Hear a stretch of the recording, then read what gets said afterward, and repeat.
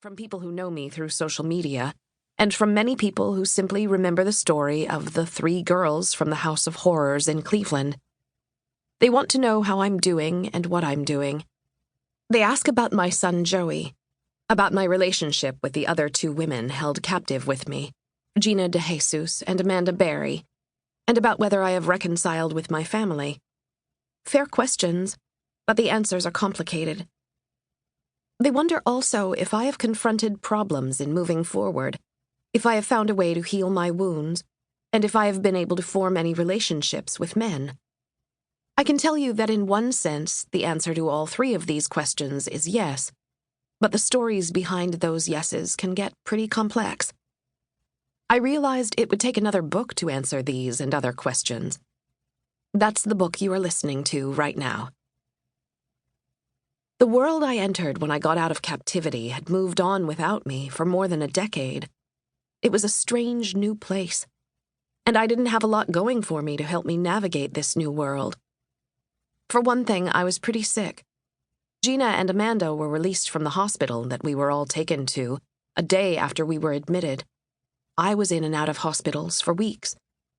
Also, when Gina and Amanda were released from the hospital, they went home. Their families greeted them with banners and celebrations, with hugs and tears. I had no home to return to, no family to take me in.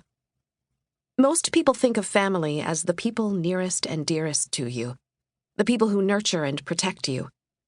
They think of home as a place of warmth and safety. I never had such a family or such a home, not even close. The household I grew up in was never a safe haven. It's where I was first harmed. My family was a collection of people who came and went without caring or kindness. But I do recall one grown-up, a classmate's mother, who showed me kindness and warmth. Her name is Rose. I chose it as part of my own name for the new life I am creating. The only family I was desperately longing to see was my son Joey. He was 13 the day I walked out of Castro's house. He had been taken from me even before Castro took me from him. In fact, I was on my way to a meeting about regaining custody of my son when I was abducted.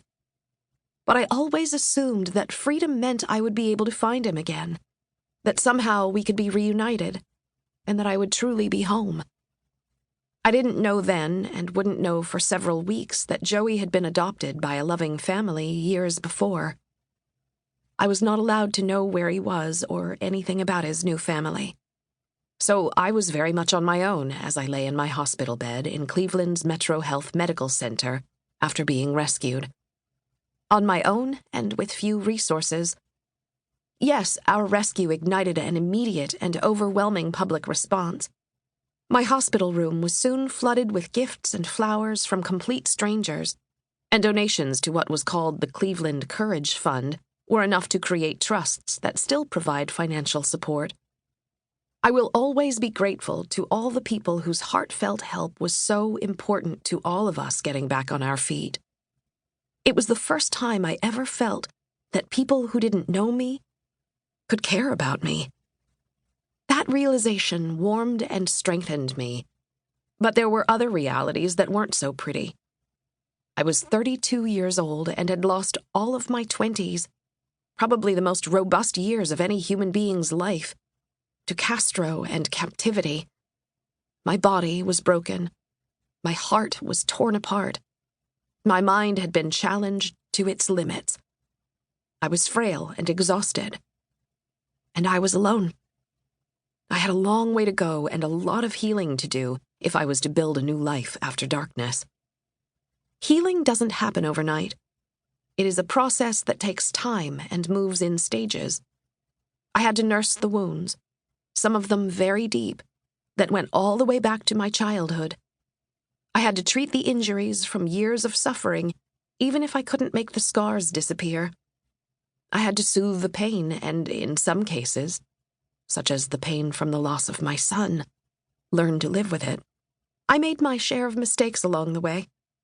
There were people I trusted I should not have trusted, things I did that I wish I could undo, moves I made I would like to roll back. I can't. But survivor's grit